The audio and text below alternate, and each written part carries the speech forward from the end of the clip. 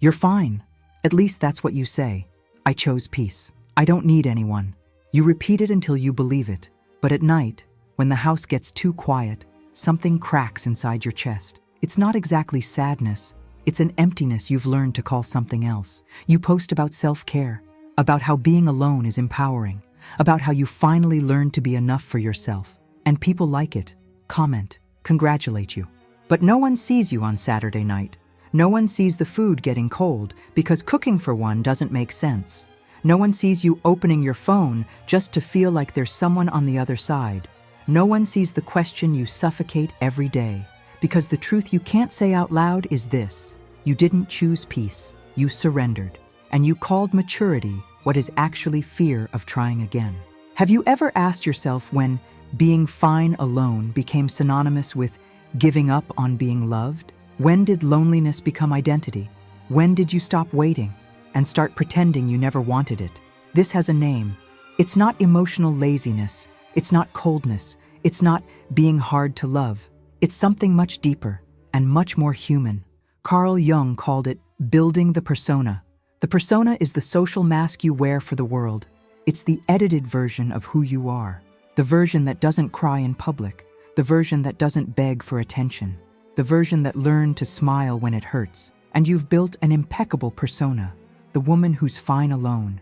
But underneath that mask exists the shadow, the part of you that's afraid, the part that wants to be chosen, touched, seen, the part that still waits for the text that never comes, the part that's felt abandoned since you can't even remember when.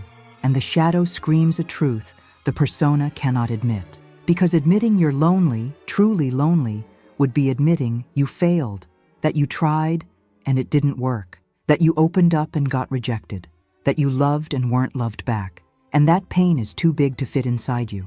So you transform it into something else. You call it peace. You call it maturity. You call it a season of focusing on myself. But the body knows the truth. The body feels the weight of silence. The body recognizes the lack of touch, of shared laughter, of someone asking, "How was your day?" Jung said, "Everything we deny in ourselves becomes our prison." And you've been living in a prison called self-sufficiency, a prison where the key is in your hand, but you're afraid to open the door, because on the other side, there might be rejection again, abandonment again, disappointment again. So you prefer to stay where you are, in the predictable comfort of loneliness, in the controllable illusion that it was a choice. And every day, without noticing, you build one more wall, one more layer of protection, one more reason not to try. But listen to this carefully. The pain you're avoiding feeling doesn't disappear because you ignore it. It just transforms. It becomes anxiety. It becomes irritation without reason. It becomes a tiredness that sleep doesn't cure. And one day you wake up and realize you're not protected. You're isolated. And it wasn't God who put you there. It was fear disguised as wisdom. Now pay attention to this, because this is where everything starts to make sense. You weren't born afraid of connection. Nobody is born like that. This was learned, and it was probably learned too early. Maybe it was the first time you cried and no one came. Maybe it was when you saw someone you loved walk away. Maybe it was when you opened up and got ridiculed, or when you trusted and got betrayed. It could have been one specific moment, or 1,000 small cuts over the years. But somewhere in your story, you learned a silent lesson. Needing someone is dangerous. Loving is too risky. If I don't expect anything, I won't get disappointed. And that lesson became a pattern. A pattern so automatic you don't even notice it anymore. You just repeat it. Every time someone gets close, you pull back. Every time intimacy becomes real, you create distance. Every time you could be vulnerable, you turn to stone. Not because you're cold, but because the child inside you is still afraid of being abandoned again. And here's the cruel trick of the mind. You spent so much time protecting yourself from rejection that you became the one who rejects. You reject before being rejected. You leave before being left. You pull away before getting hurt. And you call it not getting your hopes up. But what's really happening is this. You're repeating exactly the trauma you tried to avoid. Because loneliness is also abandonment. Except this time, the one who abandoned you was yourself. The one who gave up on you was you. The one who decided it wasn't worth trying was you. And the worst part? You don't even realize you're doing it. You think you're protecting yourself. You think you're being smart. You think you finally learned not to suffer. But the truth is, you only learned to suffer alone, to suffer in silence, to suffer without witnesses. You know what happens when you live like this for too long? Loneliness stops being a phase. It becomes your identity. You stop being someone who's alone for now and become someone who is alone. And when that happens, you don't even try anymore. You stop getting dressed up to go out. You stop answering messages. You stop believing someone could actually want you. And without noticing, you build an entire life around absence, a functional life, even productive, but empty. And then comes the part that really hurts. You try to fill that emptiness with things that don't fill it. Work, series, endless scrolling on your phone, never-ending projects. Anything to not feel the silence of the house, anything to not face the truth. But in the middle of the night, when everything stops, you feel it. You feel the weight of the empty bed. You feel the lack of a voice asking if you're okay. You feel the absence of someone who chooses you without you having to beg. And you ask yourself, how did I get here? The answer is simple, but it hurts to hear. You got here because you decided it was safer not to try. Because you believed peace was feeling nothing. Because you confused protection with prison. And now you're trapped in a life you built yourself. A life where nobody hurts you, but nobody touches you. Nobody disappoints you, but nobody surprises you. Nobody abandons you, but nobody stays. And you call this freedom. But freedom isn't this. Freedom is being able to choose without fear. And you're not choosing, you're running. If you've made it this far, it's because something in these words hit too deep to ignore. Maybe you recognized your own story in this pain, and you're tired of pretending everything's fine when it's not. This channel exists for this, to help you see what you've been avoiding, to translate your pain into clarity, and to show you there's a path to real healing. Click the button right now and subscribe, because in the next few minutes, you're going to understand exactly what needs to change and how God can transform this loneliness into purpose. So what do you do now? Because understanding the pain isn't enough. Understanding the pattern doesn't break it. You need action, real, concrete action that changes the direction of your life. And no, it's not about opening up more or trusting again. That's too shallow for the size of what you're carrying. The first healing action is this. Stop romanticizing your loneliness. Stop posting about how you're fine alone.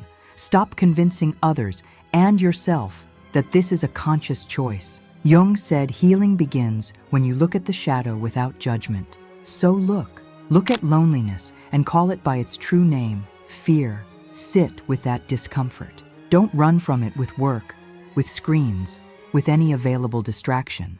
Sit in the empty chair, in the silence of the house, in the absence of touch, and say out loud, I am lonely, and it hurts. Because as long as you deny the pain, it will keep running your life from the shadows. But when you name it, it loses power. The second action is even harder.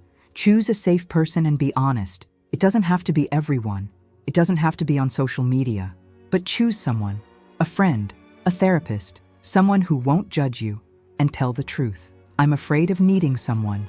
I pretend I'm fine, but I'm not. I don't know how to get out of this place. It sounds simple, but it's not. Because admitting vulnerability is breaking the persona you spent years building. It's taking off the mask in front of another person, and it will make you feel naked, exposed, fragile. But listen, healing never happens in isolation. Never. You can't heal alone a wound that was caused by abandonment. You need to experience the opposite: presence, listening, acceptance. And here's the real test of your courage. When someone gets close, really close, don't run. Don't sabotage. Don't create distance to protect yourself. Stay, even afraid, even insecure, even thinking it will go wrong. Because the pattern only breaks when you act differently. And acting differently hurts. It hurts because it's unknown. It hurts because you have no control. It hurts because it might not work out. But staying the same also hurts, except that's suffering with no exit. You have a choice now, not between peace and loneliness, but between fear and courage, between repeating the past or risking a different future, between dying of thirst, afraid the water is poisoned, or drinking, even without guarantees. And maybe, just maybe, you'll discover the risk was worth it. That vulnerability didn't destroy you, that someone stayed, that you didn't have to beg to be seen, that there's love that doesn't require you to erase yourself, but you'll only find out if you try. And trying means stop calling prison freedom. It means stop calling fear peace. It means admitting, I want more than this, and it's okay to want. And now, something you need to hear, something that changes everything. Because up until now, we've talked about psychology, patterns, fear. But there's another layer to this story, a layer that science doesn't reach, a spiritual layer. God sees you, not the version you post, not the mask you built. He sees the woman who cries in hiding, the woman who feels invisible, the woman who's afraid of never being chosen. And he doesn't judge you for it. He knows why you closed yourself off. He saw every time you were rejected. He felt every time you begged someone to stay. He was there in every abandonment, in every broken promise, in every empty night. And he never abandoned you, even when you thought he did. The Bible says, hope deferred makes the heart sick, but a desire fulfilled is a tree of life. You know the first part of that verse well, the sick heart, the deferred hope, the waiting that never ends. But look at the second part, a desire fulfilled is a tree of life. This means God didn't put that desire in you to torture you. He put it there because he intends to fulfill it. The desire to be loved is not weakness. It's not naivety. It's not lack of spiritual maturity. It's divine design. God didn't create you to live alone. He himself said, it is not good for man to be alone. And that applies to you too. You weren't made to carry life alone. You weren't made to sleep alone forever. You weren't made to grow old with no one by your side. But here's what God is trying to teach you in this desert. He wants you to desire true connection, not crumbs. He wants you to stop accepting less than you deserve just to not be alone. He wants to break the pattern of you settling for anything that looks like love. Because what he has for you is greater than anything you've ever known. And maybe, just maybe, this loneliness isn't punishment. Maybe it's preparation. Preparation for you to learn to value yourself. Preparation for you to recognize when something is real. Preparation for you not to fall apart at the first disappointment. Because God knows, if he gives you what you want now, with your heart the way it is, you'll sabotage it. You'll run. You'll destroy the blessing before even fully receiving it. So he's working on you first, healing the wounds that make you choose wrong, breaking the fears that make you reject what's good. And listen to this carefully. Jeremiah 29:11 says, For I know the plans I have for you, declares the Lord, plans to prosper you and not to harm you, plans to give you hope and a future. Hope and a future. Not eternal loneliness, not giving up, not resignation disguised as peace, but real hope that something is coming. God didn't forget you. He didn't leave you behind. He's not punishing you. He's refining you, removing from you everything that no longer serves, everything that keeps you trapped, everything that makes you accept less. And when he's done, and he will be done, you won't have to beg to be loved. You won't have to erase yourself to be accepted. You won't have to pretend you don't need anyone, because you'll know, deep in your soul, you are God's daughter. And God's daughters don't beg. They wait, they trust, they rest in his timing. Loneliness can be overcome, but not the way you've been trying. Not by pretending it doesn't hurt, not by convincing yourself you don't need anyone, but by placing this in God's hands and saying, I can't carry this alone anymore. I need help. I need healing. And I trust that you have a better plan than I can imagine. Hey, if you got distracted, stop right now and come back here with me. What comes next is the most important part of everything you've heard so far. And if you miss this, you'll stay stuck in the same place. Pay attention, because this can change your life today. You made it this far, and that already says something about you. It says you haven't completely given up. It says there's still a part of you that believes, that still wants more, that still hopes. So listen to what I'm going to tell you now, and let it sink deep, because it's the truth that will set you free. You don't have to choose between peace and connection. You never did. True peace isn't the absence of people. It's the absence of fear. It's being able to be alone without feeling abandoned. It's being able to be with someone without losing yourself. It's not needing anyone to feel whole, but being able to want someone without shame. Jung said, integration happens when you stop denying the shadow, when you accept that you're human, that you have fears, wounds, needs, and that all of this doesn't make you weak, it makes you real. God doesn't want you to be stone. He wants you to be vulnerable, but not breakable.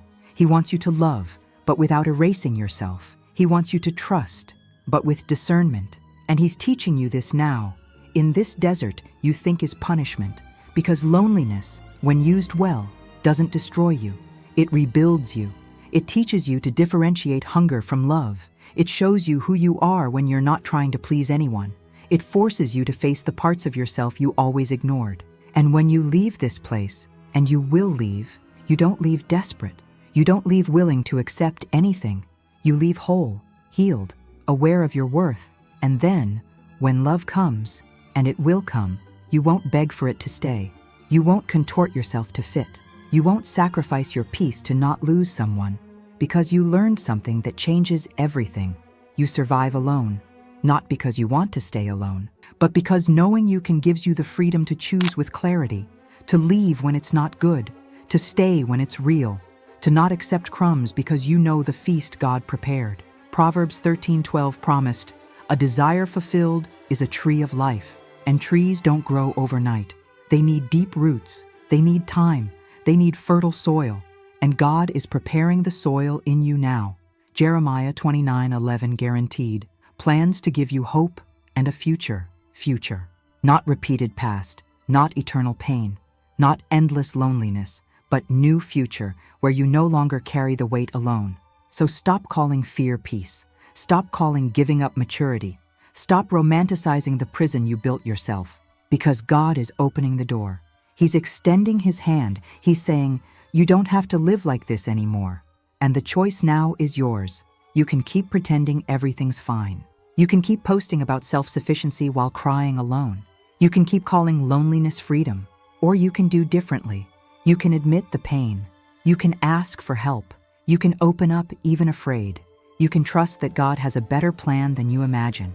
And maybe, just maybe, you'll discover that true peace isn't the absence of people.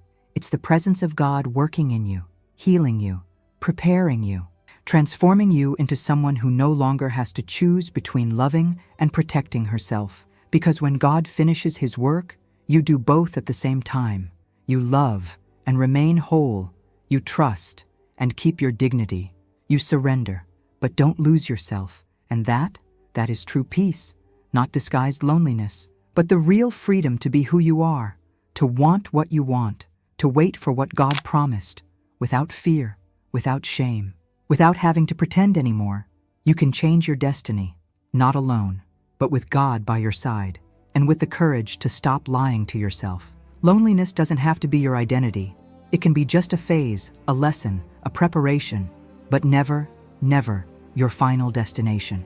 If this message made sense to you, if you saw yourself in this pain and in this hope, then subscribe right now to our channel.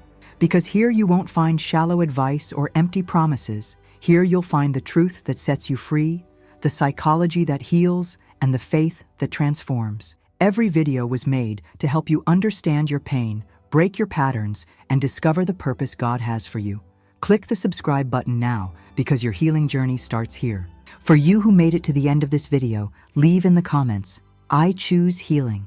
By writing these words, you're making a spiritual covenant with God. You're saying you won't pretend anymore, you won't call fear peace anymore, and you're ready to receive everything He prepared for you.